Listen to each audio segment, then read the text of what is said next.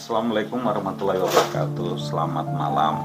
Saya sekarang bersama Bang Agus di kantor Bang Agus, pengacara Plus Office Lawyer Jakarta.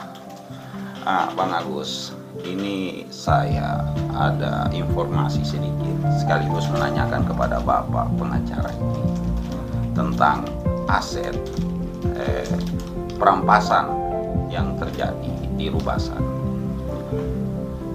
Yang pertama, poin pertama yang saya pertanyakan dengan Bang Agus, bagaimana dikategorikan perampasan itu, Bang? Siapa yang berhak untuk mengambil alih hasil sitaan itu? Nah, semua aturan itu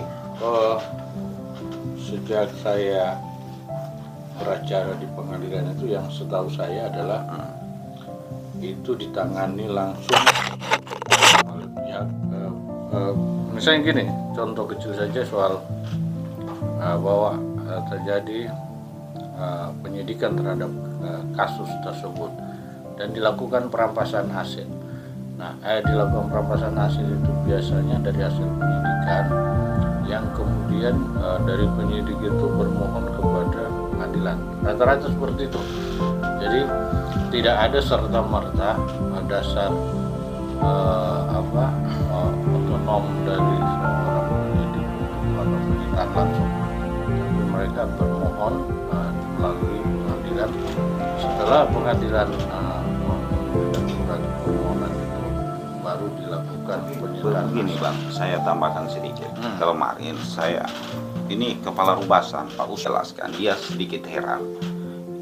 Selalu terjadi begini. Di sana itu hanya kasir, San kelas 2 Palu, sekitar 200 juta itu, dan berkembang terus. Dia katakan kepala Rubasan. Dia katakan begini, bahwa kenapa tidak langsung aku untuk ke kas negara, kenapa dari penyidik ke penyidik ulang? Baik itu penyidik sudah ada kejaksaan maupun kepolisian. Jadi seharusnya tunggu dulu Kak. Seharusnya gimana itu? Kalau dalam aturan pasal 81 1983 yang kuasa sepenuhnya tentang aset itu adalah ketua pengadilan. Mungkin Kakak bisa menjelaskan. Jadi semua itu ada dua kategori nih. Ada yang sifatnya pidana untuk perampasan aset, ada yang sifatnya perdata. Nah, pidana itu kan ada proses penyidikannya. Nah, tetap para penyidik itu harus menggunakan tata cara perampasan aset itu melalui pengadilan, tapi tidak ada biaya yang harus ditanggung. Itu sudah tanggung negara. Nah, kalau yang secara perdata pun melalui putusan pengadilan. Misalnya perdata itu seperti apa? Perdata itu seperti hak tanggungan. Hak tanggungan yang menggunakan, mereka mengambil kredit uang negara. Nah, ketika dia terjadi macet dan lain sebagainya, untuk melakukan eksekusi itu menggunakan pihak pengadilan. Jadi mereka mengajukan pihak pengadilan untuk melakukan eksekusi, baik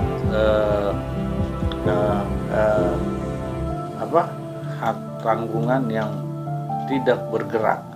Nah, yang bergerak misalnya mobil itu ada yang namanya, ada yang pidana, tetap pidana yang penyidik lagi, pidana tetap melalui pengadilan. Dan gini Kak, sedikit saya tambahkan. Kalau kemarin saya ada baku bantah dengan Kasat Reskrim di Donggala dan Palu.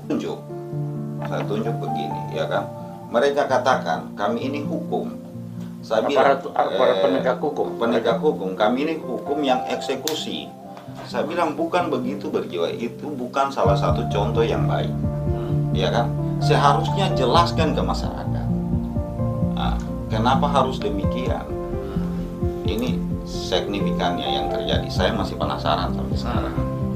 Sebenarnya aturan baku itu mungkin semuanya melalui proses pengadilan. Betul. Sesuai Adinda Yudi sudah Krishna sampaikan tadi. Jadi gini kak, saya serahkan sepenuhnya sama kakak. Artinya begini, kalau saya disuruh bantu kakak di belakang boleh. Artinya ini kasus kakak ke Sulawesi Tengah, coba tanya ke Kepala Rumbasan. Tanya, ini aspirasi dari Kepala Rumbasan itu yang melapor. Yang melapor Pak UTU-nya dengan anggotanya, bagian penyitaan.